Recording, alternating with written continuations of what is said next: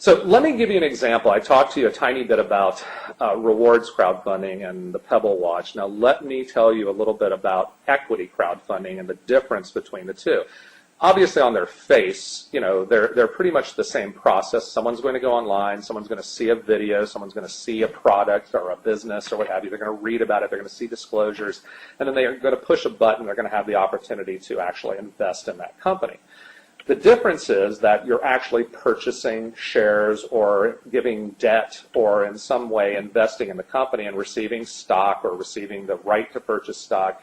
If there are profits in the company, just as the company would share those profits with any shareholder, they will share them with you.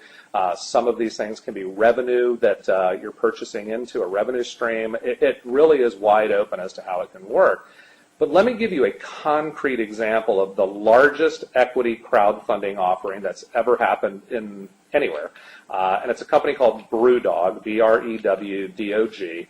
BrewDog, and this occurred, by the way, in the UK. So the reason I use this as an illustration is it's the world's largest equity crowdfunding raise.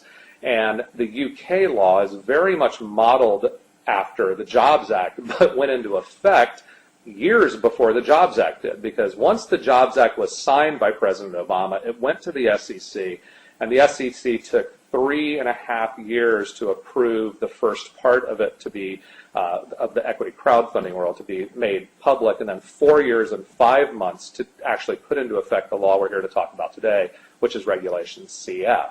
So the fact that the law was signed in April of 2012 doesn't mean anyone was able to use these laws. In fact, the two most important of the laws weren't allowed to be used under the SEC rules, one until last year and one until literally a month and a half ago. But BrewDog is a very interesting example to use because under the UK law, which is very similar to the laws we have here, BrewDog raised £26 million from 46,000 investors for their brewery. They are a craft beer brewery in Scotland that is also the fourth largest, or the largest food and drink company, fastest growing food and drink company in the UK the last 4 years. They built their brewery in Scotland. They have built 44 brew pubs internationally from Tokyo to Sao Paulo. They employ over 600 people. They're the top selling craft beer in the UK. And they are the fastest growing, as I said, food and drink company in the UK the past 4 years. It all started by them, these two guys, brilliant guys, and a dog in the back of a pickup truck who decided they were going to take crowdfunding to the masses and take their beer making skills. These guys are both phenomenal beer makers.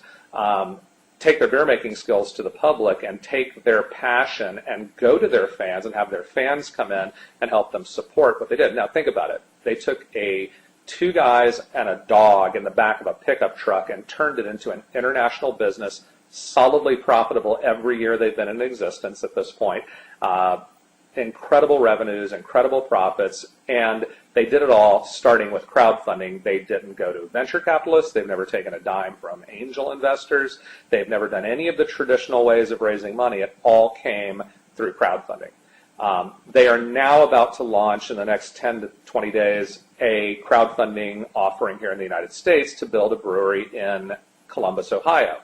$30 million brewery in Columbus, Ohio. They're going to raise $50 million using the JOBS Act, doing the exact same thing they did in the UK, but for the U.S. company that they have now formed, BrewDog USA, to raise money here in the United States to build their brewery and to open brew pubs across the United States.